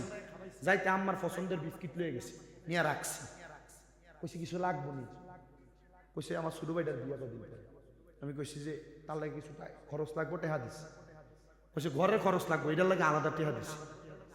এরপরে দেখছি আর দিয়ে চাইছে, চাইয়া আবার আলাদা কিছু টেহা বাইর করে রেখেছি, এটা আপনার কাছে রাখ। কমে গেছে কথা কয় না? কমছে? আজকে আহনের সময় তো এক ভক্তই পকেটে ওই যে ইয়ার, আমি পরে গণ্য দিই 10,000 টাকা দিয়ে দিছি। মার দিছি রেটকে 9,000 টাকা আর দেয় 10,000। আজব, তোর মা বাপরে টেহা পয়সা দিলে তোর টেহা কম। তোমার আম্মা আব্বার কাছে তুমি তোমার সম্পদ রাখলে, মা বাপ যতদিন বাচ্চা আছে টিয়া পয়সা চিন্তা করিস না। আম্মা আব্বারে খুশি কর, কই থেকে আইবো চিন্তা করতে পারবা না মিয়া। আমার পর্দার আলে মহিলারা বইয়ে রয়েছে, আম্মা আপনার মধ্যে যারা আছেন জামাই শ্বশুর শাশুড়ি 10-20 টাকা দিলে আপনার কেন কেনা, আপনি বোকা বেবি, আপনি বোকা বেরিয়ে তো এই কথাগুলো অনুষ্ঠিত যাই বোকা। আমার যাইস না, আমি চাই না তোরা জাহান নামে যাস, আমি চাই না আমার আম্মানি জাহান নামে যাক। কারণ নিজের জামাই যদি নিজের টেহা পয়সা থেকে তার শ্বশুর শাশুড়ি মানে তার মা বাপরে, জামাইয়ের মা বাপরে যদি দেয়, আর তোমার নন্দেরে দিলে যদি দেয়, এই জামাইয়ের কামাই আল্লাহ তাআলা অফুরন্ত বরকত দিয়ে দেয়। আমার বাপের কামাই বুঝি না, আমি নিজে কামাই করি, এটা দিয়ে চলে। এবার আমার থেকে মানে আমার বাপ আমার সামনে, আমার ড্রাইভার টাইভার থাকলে গেলে আমি আবার দেখলে, আমি একদিনে আমার ড্রাইভারের সামনে গেছি, তোমার সামনে দেখলে আমার ডর লাগে, তুমি কোন সময় টেহা ঘুর যাবো, আসি ওনামানা করি। কারণ আমার আবার টেহা দিলে ধরেন 1000 দিছি, ঘুরে আইয়ে করবো নাই, 5000 দিছি ঘুরে আইয়ে করবো নাই, 10,000 ঘুরে আইয়ে নাই, ও আছে হয় ধরেন নিজের আত্মীয় স্বজনের কেউ দিব, নয় নিজে দোকানে বইয়া ভাই বন্ধু এলাকার মানুষ যা আছে, হুজুরে বাপ না, আমি কইছি নিজে খাইবেন না কেউ থেকে, পারলে 10 কাপ খাওয়াইবেন। আমার বাপে খাওয়াইবো, আল্লাহ আমারে দিব, আমার মা খাওয়াইবো, আল্লাহ আমারে দিব, কথা বল। হ্যাঁ, তা আমি বুঝি তো বাপের মনটা খারাপ হয় না, আমি এটা মনে করি রেখেছি। আমি কইছি যে টাকা পয়সা সব আপনার পিছনে খরচ করলে অসুবিধা হইব। আমি আমার মারে কত কইছি যে আমি যদি মইরা যাই, যেটি কামাই করে দিয়ে গেছি আপনারা খাইয়া মরতে পারবেন। আমার যে মাদ্রাসা চলে কয়টা, এটা কেউ জানেননি?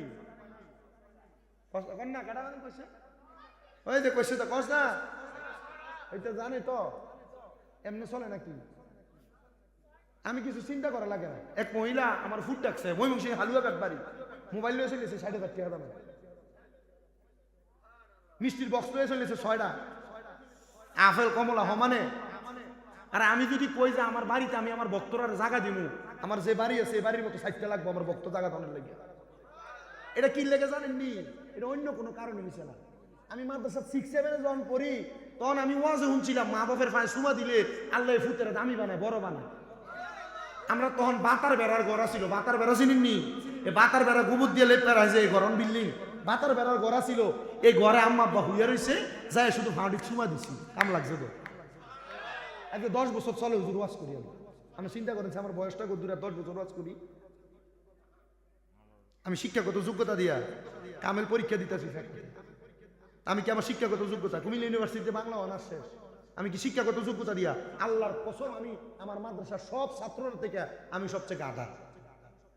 তবে আমি বিশ্বাস করি আমি যেদিন আমার মা বাপের পায়ে চুমা দিছি, তোমরা যারা পোলাপান এখানে বসছো, মা বাপ কোনো কাজের জন্য বলে ফাটতাম না করে দমুক দিয়ে দেয় যাও, আল্লাহর দোহাই লাগে। আব্বাজিরা আপনারা যারা ছোট ছোট আছেন, আপনারা মা বাপ কোনো কথা কইলে, কোনো কামের লেগে কইলে ফাটতাম না কইয়া ফালাই দিয়ে না। কে লেগা এই আম্মা আব্বা যে ফাটতাম না কনে মনে যে কষ্টটা গেছে, জীবনে আর বড় হইতে পারতাম না, জীবনে আর কোনো কামাই রুজি করতে পারতাম না, জীবনে আর শরীরে শক্তি খুঁজে পাইতাম না, মানুষের কাছে দাম পাইতাম না। কারণ মা বাপরে তুমি দাম না দিয়া দুনিয়ার কি এর এমপি আর কি এর মন্ত্রী জুতার বাড়ি খেয়ে মরবা বেটা, আম্মা আব্বার মনে কষ্ট দেওয়ার কারণে। কি কও? বহুত মা বাপ ফুতে খানা দেয় না, চোখের পানি ফালায় ফালায় কান্দে, আছে না? বহুত মা বাপ আছে ফুতে ধমক দিছে, এই কথা চিন্তা করে করে কান্দে। আরে আমি আমার আম্মা অসুস্থ হওয়ার পর আমার জীবনটা জাহান্নামের মতো হয়ে গেছে।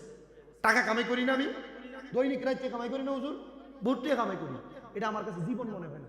কে লেগে মনে হয় না জানেন? কারণ আমি ঘুমের থেকে ওঠার আগে আমার নাস্তা, আমার টেবিল আমার আম্মা আদি করে রাখতো। আজকে শুক্রবার গেল, গত শুক্রবারে আমার মা 12টা বাজে, আমি আমার আম্মার রুমে গেছি, আমার মোটরসাইকেলে চাবিটা লইতাম, আমি যাই দিই, আমার মা কান্তাছে, আমার মাটা কান্তাছে।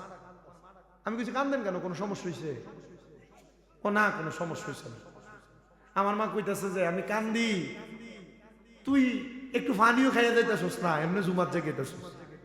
আমার মা সুস্থ থাকতে সেমাই রানতো, আমার আম্মা জানে আমি বাসা বাসা দুধের সময় খাই, রাইন্দা টেবিলের উপর রাখতো, ডিম সিদ্ধ করে রাখতো, রুটি তরকারি আলাদা রাখতো, আলাদা চা দিত, দুধ দিত, আমি সেটা দিতাম।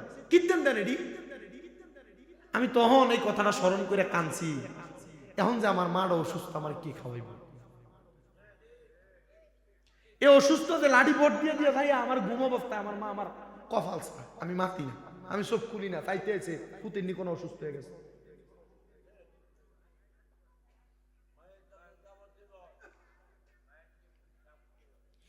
ওরে মায়ের কান্দন যাব জীবন, 2-4 মাস বোনের কান্দন রে, ঘরের পরিবারের কান্দন কয়েকদিন পর তাকে না, দুঃখের দরদি আমার জনম দুঃখী মা। আম্মা অসুস্থ হওয়ার পরে বাথরাম দুইটা মানুষ নেই, আত্মীয় স্বজনের মহিলারা ফালাই দিয়ে গেছে। আমার আম্মা অসুস্থ, আমার কাছে টিয়া আওরাত খুঁজে দিছি না দেখে ফালাই দিয়ে গেছে। এটা আত্মীয় নিয়ে আপনি কনছে, আমার বাপের কইছে আত্মীয় বলে পরিচয় দিবা না, আমার ঘরের সামনে আসতে দিবা না, কারণ আমার মার এই অবস্থায় ফালাই তারা চলে গেছে, এরা আমার আত্মীয় না, এরা আমার সবচাইতে বড় দুশ্মন। আমার আম্মার খেদমত করে এ আপনাদের নরসিংদীর এক মহিলা, আমার আম্মার খেদমত করে, হোমনার এক মহিলা আমার আম্মার খেদমত করে, এরা যায় যায় আমার আম্মার সব কাজ করে। আমি কইছি যারা আমার আম্মার বিপদের সময় আমার কাছে আসছিল, এরা আমার সবচাইতে কাছের মানুষ, এরা জন্য লাখ টাকা খরচ করলে আমার অসুবিধা নাই, কিন্তু যারা আমার আম্মার এই বিপদের সময় আমরা ফালাই দিয়ে গেছে এরা আমরা আত্মীয় না। আত্মীয় তোমার বিপদের সময় বন্ধু বান্ধব নাই, খানাটা কুরমা ফলাউটা যখন খাওয়াইবা দেখবা কত ভাইয়ের বন্ধুর অভাব নাই, এরা বন্ধু না বেড়া, বিপদে যেটা বন্ধু এটাই সবচাইতে বড় বন্ধু। তার হাত তুলে বলেন ঠিক না বেঠে?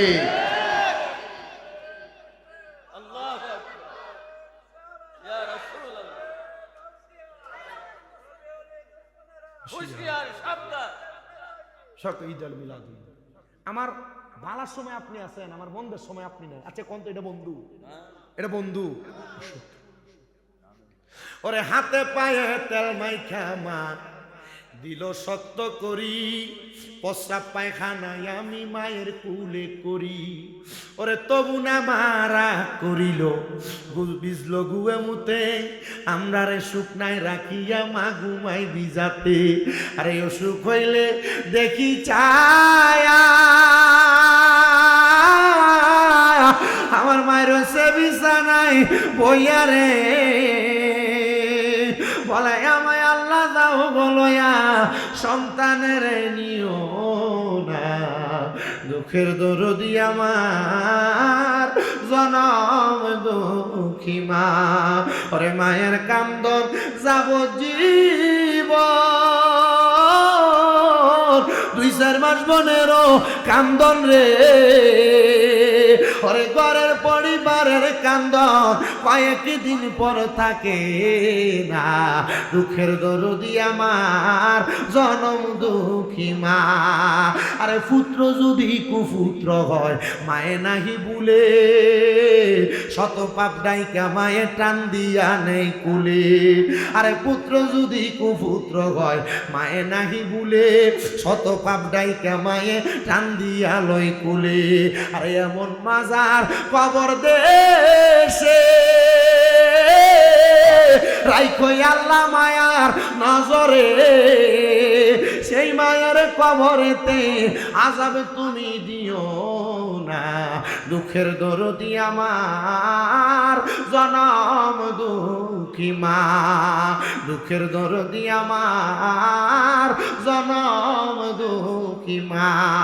সন্তান ল্যাংরা লুলা কানা হইলে মায়ে নাহি হেলে, দুলাবালি যাইরা মায়ে টান দিয়া লয় কুলে, সন্তান ল্যাংরা লুলা কানা হইলে মায়ে নাহি ভুলে, দুলাবালি যাইরা মায়ে টান দিয়া নেই কুলে, ওরে পুত্র যদি কুপুত্র হয় মায়ে নাহি ফেলে, দুলাবালি শত পাপ ডাইকা মায়ে টান দিয়া লয় কুলে। আল্লাহ এমন মাজার কবর দেশে, বলেন না এমন মাজার কবর রাইখো তোমার মায়ার নজরে, সেই মায়ার কবরেতে আযাব তুমি দিও না, দুঃখের দরদি আমার জনম দুঃখী মা।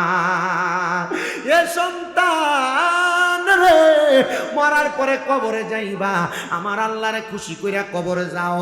আমার আল্লাহরে যদি কষ্ট দিয়া কবরে যাও, মরণে শান্তি নাই, কবরে শান্তি নাই, হাসরে শান্তি নাই, ফুলসেরাতে শান্তি নাই, নিদানে কোনো শান্তি নাই। সাহাবীরা কয় নবী গো, ইয়া রাসূলুল্লাহ, ইয়া হাবিবাল্লাহ, নবী গো আপনি নবী বলেন না মানুষ কেমনে মরণে কবরে হাসরে মিদানে ফুলসেরাতে শান্তি পাইব গো। আমার নবী কই উম্মত, যদি তুমি ওই আল্লাহরে খুশি করো গো, তাইলে কবরে হাসরে মিদান ফুলসেরাতে শান্তি পাইবা। ইয়া রাসূলুল্লাহ, নবী আমার আল্লাহ কেমনে খুশি হয়? আমার নবী কয়, যদি তুমি তোমার আম্মা বা বুড়া মানুষ হইয়া যায় এদেরকে খুশি করতে পারো।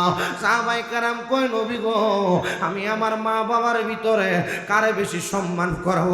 আমার নবী কয় তুমি তোমার মারে বেশি সম্মান করবা। আমার নবীর সাহাবীরা কয় নবী এর পরে কারে সম্মান করব? আমার নবী কয় তোমার মারে সম্মান করবা। ইয়া রাসূলুল্লাহ এরপরে আর কারে করব? নবী কয় মারে করবা। ইয়া রাসূলুল্লাহ এরপরে কারে করব? আমার নবী চতুর্থবার কয় তোমার বাবারে করবা। নবী গো মার কথা তিনবার, বাবার কথা কেন লাগে একবার বললেন? আমার নবী কই উম্মত, ওই মা 10 মাস 10 দিন গর্ভে নিছে। দুনিয়াতে আসার সময় একটা মহিলা মানুষ মাত্র 45 ওয়াটের কষ্ট সহ্য করতে পারে। একটা সন্তান যখন দুনিয়াতে আসে, একটা মহিলা 55-57 ওয়াটের কষ্ট সহ্য করে। যেই কষ্ট হইলে মানুষ মারা যায়। দুনিয়াতে আসার পরে নিজে না খেয়ে খাওয়াইছে, টাইম মতো গোসল করতে পারে নাই, মায়ের সৌন্দর্য ধরে রাখতে পারে নাই, দুই সন্তানদের দুধ পান করানোর জন্য মা সুন্দরভাবে খানা খাইতে পারে নাই। এত কষ্ট তোর মা সহ্য করছে, এই জন্য তোর মার কথা 3 বার বললাম। বাবার কথা কেন একবার বললাম? বলে তোর বাবা কামাই রুজি কইরা রক্তরে পানি বানাইয়া তোরে খাওয়াই, এই জন্য তোর বাবার কথা বললাম। নবী গো, ও নবী গো, এদের এত সম্মান কেন, ইজ্জত কেন? আমার নবী কয় শুধু সম্মান না, শুধু ইজ্জত না রে সন্তান। ওই ব্যক্তির কপাল মন্দ, ওই ব্যক্তির কপাল পোড়া, ওই ব্যক্তির কপাল মন্দ যার মা বাবা জীবিত থাকা অবস্থায় ওই ব্যক্তি জান্নাত কিনা নিতে পারে নাই। নবী গো কি বলেন? মা বাবা জীবিত থাকলে সন্তান কেমনে জান্নাত কিনা নেয়? আব্বাজি জানুনি, ওই মার পায়ের নিচে তোমার জান্নাত। যদি তুমি তোমার মারে খুশি করো জান্নাত পায়া যাইবা, বাপরে খুশি করো জান্নাত পায়া যাইবা। আল্লাহর নবী ওনার আম্মা জানকে হারাইছেন জন্মের পরে, আব্বা জানরে হারাইছেন জন্মের আগে। আমার নবীজি একদিন মসজিদে নববীর মধ্যে, কেউ কেউ বলেন আমার নবীজি মদিনাতুল মুনাওয়ারার এরিয়ার মধ্যে নবীজি কথা বলতেছেন সাহাবায়ে কেরামের সামনে। হঠাৎ করে আমার নবী দাঁড়ায় গেছেন। দাঁড়ায় যাওয়ার পর সাহাবায়ে কেরাম দাঁড়ায় গেছেন। সাহাবায়ে কেরামরে মাঝখান দিয়ে ইশারা দিয়েছেন, সবাই জায়গা করে দিলেন। আমার নবীর সামনে একজন বৃদ্ধ মহিলা লাঠি বট দিয়া দিয়ে আগমন করলেন। আমার নবীজির ঘাড় মোবারক তাইকা, নবীজির চাদর মোবারকটা খুইলা আমার নবী মহিলাটার সামনে বিছিয়া দিছে। ওই মহিলা নবীর সামনে আসলেন, ওই চাদরের উপর দাঁড়াইলেন, চাদরের উপরে বসলেন। আল্লাহর নবীর সাহাবায়ে কেরাম কই নবী গো, ও মায়ার নবী, আপনার চাদর মোবারকের পাগল আমরা, আপনি নবীর আমরা এত সম্মান করি, এত তাজিম করি। মহিলা গো, কে এই মহিলা? নবী গো, এই মহিলার আপনি এত সম্মান করলেন। আমার নবী কয় সাহাবীরা, এই মহিলার কেউ না রে, বৃদ্ধ মহিলাটা হইল আমি নবীর দুধ মা। আমার মায়ের ইন্তেকালের পরে আমার এই দুধ মা আমি নবীরে আমার জন্মের পরে আমার দুধ পান করাইছে। নবী গো, দুধ মারে যদি এত সম্মান করি, দুধ মারে যদি এত ইজ্জত করি, নিজের মারে কত সম্মান করব। আজকে এই এলাকার কোন পোলা জানি দুবাই থেকে আমার কল দিছে, হুজুর গত বছর হোসেনপুরের মাহফিলে গেছেন, আমার মাটা মারা গেছে, হুজুর এই বছরও যাবেন, আমার লাগে একটু খাস করে দোয়া করবেন। হুজুর আমার আম্মার বড় স্বপ্ন ছিল আমার লাগা সুন্দর করে বিবাহ করাই আমার বউ বাচ্চা নিয়ে সংসার করব। হুজুর আমার মা এখন দুনিয়াতে নাই, আমার আম্মার জন্য কাজ করে দোয়া করবেন। আমি জানি না এই হোসেনপুরের মাহফিলে কোন সন্তান জানি এই হোসেনপুরের গুরুস্থানে তারার মারে শোয়া দিয়া আজকের মাহফিলে বসে গেছ। কোন সন্তান জানি তারার বাপরে কবরে শোয়া দিয়া এই মাহফিলে বসে গেছ। সন্তান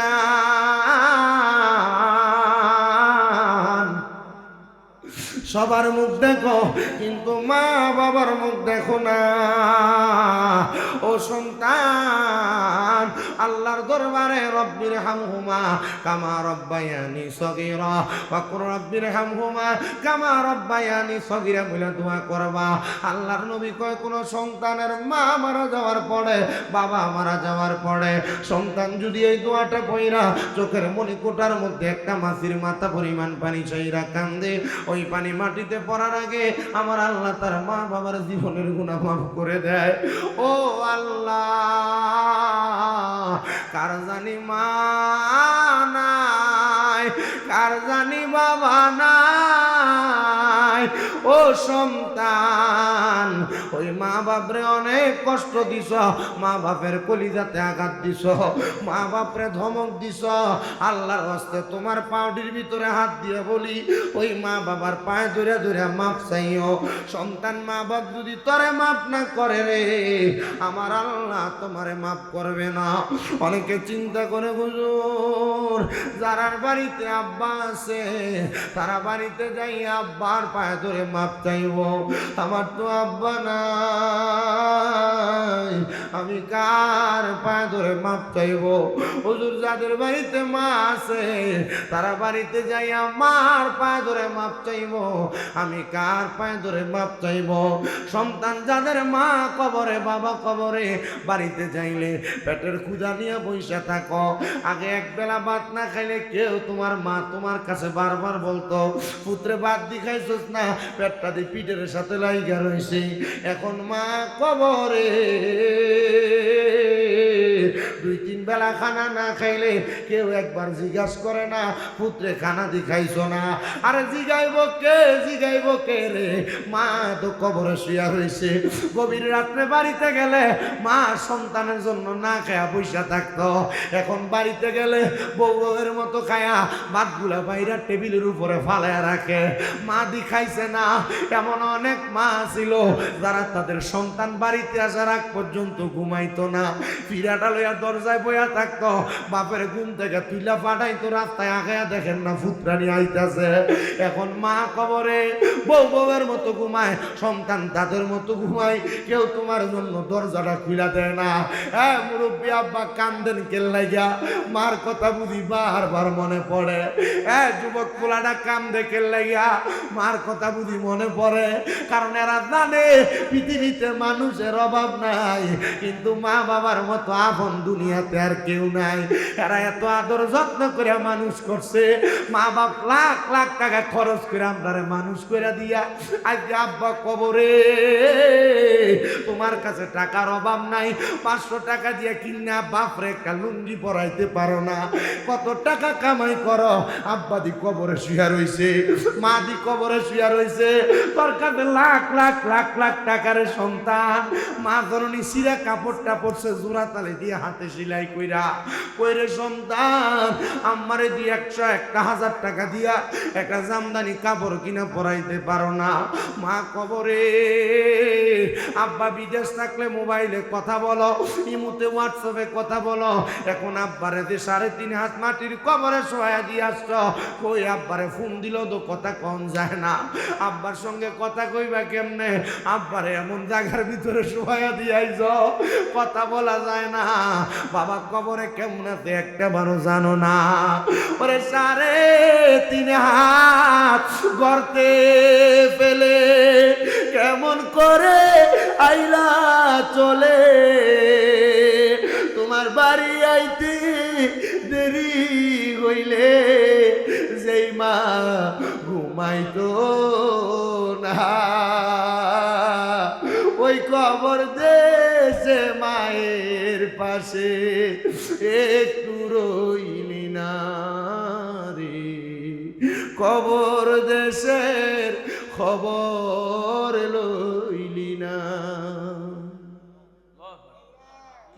কেমন আছেন মা জননী, কেমন আছেন বাবা মনি, একটা বারো ছায়া দেখলি না, ওই মা বাবারে কষ্ট দিয়া দুনিয়াতে দিন কাটাইয়া কোনদিনও শান্তি পাবি না রে, কবর দেশের খবর লইলি না রে, কবর দেশের খবর লইলি না। আগে আব্বা মা বালা কোনো খানা তোরে খাওয়াইতে পারতে না, কিন্তু মুরগি ডিমটা পারলে প্রথম ডিমটা তুই ফুতুরে সিদ্ধ করে খাওয়াইছে। এখন মা কবরে, কেউ তোর একটু ভালো খারাপের খবর লয়। আমার মা ডাবে অসুস্থ হয়ে পড়ে রইছে। আমার মা আমি আসার সময় লাঠিটা বট দিয়া দিয়া রাস্তা পর্যন্ত আগে চলে আসে। আমি নিজে কত কই উঠেন না, জানেননি কলিজা ডারে মানাইতে পারি না। বাড়িতে অসুস্থ মা ডারে দেখলে কলিজাটা ছিঁড়া যায়। এ সন্তান, লাখ টাকা কোটি টাকা কামাই করতে পারবা, কিন্তু মা বাপ যে কবরে শুয়ে রইতে শান্তি কোনোদিন কুইজা বাহির করতে পারবা না। তোমার মা বাপ তোমারে লাখ লাখ টাকা, হাজার হাজার টাকার সম্পদ দিয়া গেছে। একটু পরে মাহফিলে মুনাজাত হবে, তোমার মায়ের জন্য বাবার জন্য দোয়া করা হবে।